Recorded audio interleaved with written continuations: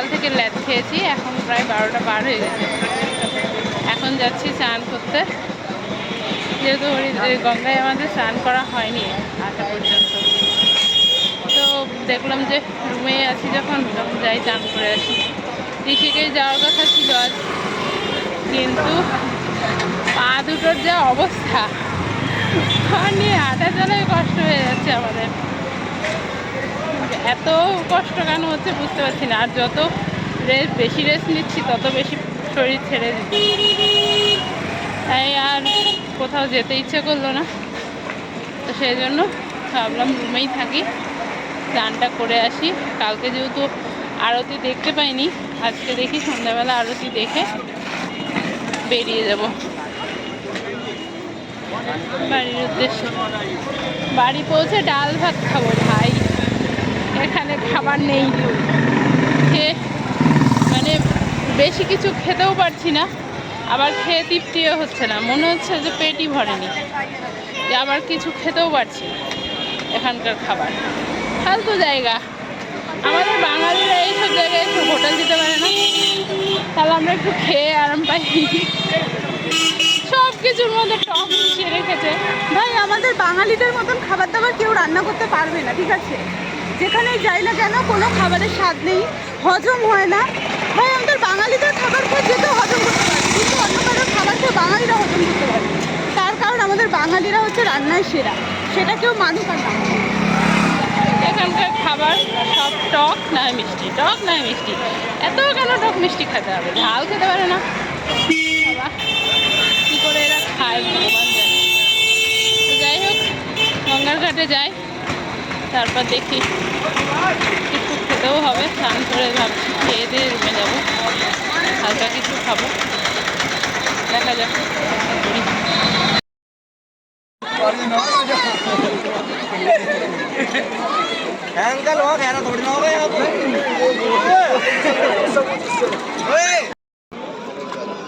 নাম নিচ্ছিলাম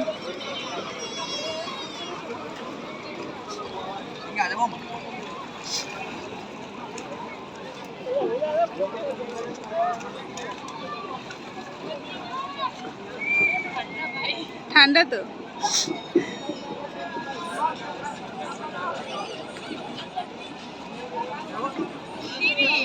সিঁড়ি ডুবতে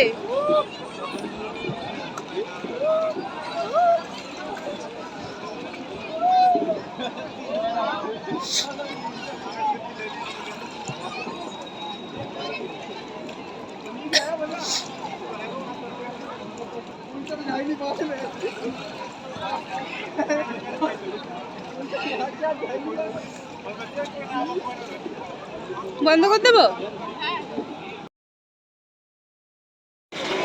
আমাদের স্নান করা কমপ্লিট। আমাদের স্নান করা কমপ্লিট, এখন তো আমাদের জায়গায় নিতে আছে, যদি পাই তাহলে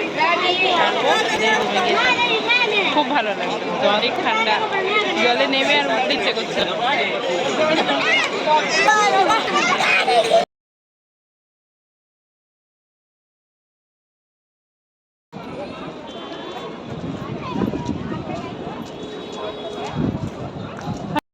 চেক আউট করে চলে এসেছি, এখন হোটেলে ঢুকেছি, খাবো, খেয়ে তারপরে স্টেশনে যাবো। আসার থেকে ভাত খাইনি, বাড়ি থেকে বেরিয়ে এসেছিলাম ভাত খেয়ে, 5-6 দিন ধরে ভাত খাইছি। বাঙালি মানুষ ভাত না খেয়ে থাকতে পারে? এখন ভাত খেতে বসেছি। তো এরপর ট্রেন আমাদের 10টায়, এখন বাজে ওই 7:30টার মতো বাজে। তোমরা যারা বাঙালি আছো অবশ্যই এসে ভাত খাবে, ঠিক আছে? ভাত পাওয়া যায়, তবে আমি জানি না কীরকম হবে, আমি এখনো ভাত খেয়ে দেখিনি। তবে যারা বাঙালি আছো এখানকার খাবার কিন্তু ভাই পেটে সহ্য হবে না, ভুলেও খাবে না। এমন এমন খাবার আমি মানে আমাদের মানে বলে না সহ্য হয় না, তো হবে কুকুরের পেটে আমরা কুকুর না ভাই, আমাদের সহ্য হবে না, কারণ এখানে পেটে এদের খাবার সহ্য হবে না। এখানে মানে খাবার দাবারগুলো অন্যরকমই, এত তেলে ভাজা খায় এরা, মানে আর এত মিষ্টি, আর সব কিছুতে ঘি দেওয়া। হ্যাঁ, খুব বাজে। এর থেকে তোমরা ভাত খাবে, ভাত অর্ডার দেবে, এটাই ভালো, বেটার। তাহলে যদি সুস্থ থাকতে পারো, নাহলে আমাদের মতন অসুস্থ হতে হবে। এবার আমরা বুঝে গেলাম, পরের বার থেকে যেখানে যাবো ভাই ভাত খাবো আগে। এইসব খাবার ওই শখ করে একবার দুবার খাবার আছে, কিন্তু তাও ওই নিজের বাড়ি থেকে।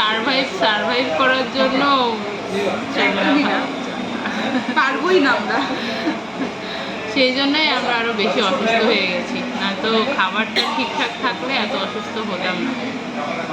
যাই হোক, একটা দিন পুরো রুমে কাটিয়ে দিলাম। ভেবেছিলাম কত প্ল্যান করেছিলাম, রিভার রাফটিং করবো, বাঞ্জি করবো, কিন্তু আমি রুমে শুয়ে রুমে শুয়ে শুয়ে ল্যাদ খেয়ে কেটে গেল। শরীর খারাপ থাকলে যাবো। হ্যাঁ, তো ঠিক আছে, খেয়ে নি, খেয়ে ট্রেনে উঠবো আবার। দুদিনের ট্রেন, এখন মনে হচ্ছে কখন বাড়ি যাব। আর ভালো লাগছে না, খালি মনে হয় ঘুরতে যাবো, আর ঘুরতে গেলে মনে হয় বাড়ি কবে যাবো। আমাদের ভাত আর হচ্ছে মাশরুম মশলা, যদি খেতে না পারি এর সাথে পেঁয়াজ দিয়েছে, এই চাটনি।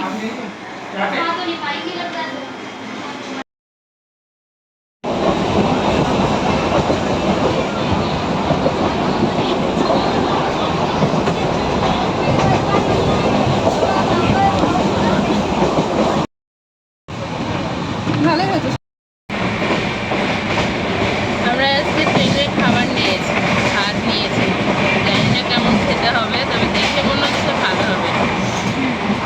দিয়েছে অনেক কিছুই, স্যালাড আছে, ডাল আছে, একটা সবজি আর এখানে ভাত আছে, স্যালাড আছে, ডাল আছে, এখানে আলুর একটা সবজি করা আছে শুকনো করে, আর এখানে পনির আছে, গরমও আছে, জানি না খেতে কেমন হবে, তো খেয়ে দেখি।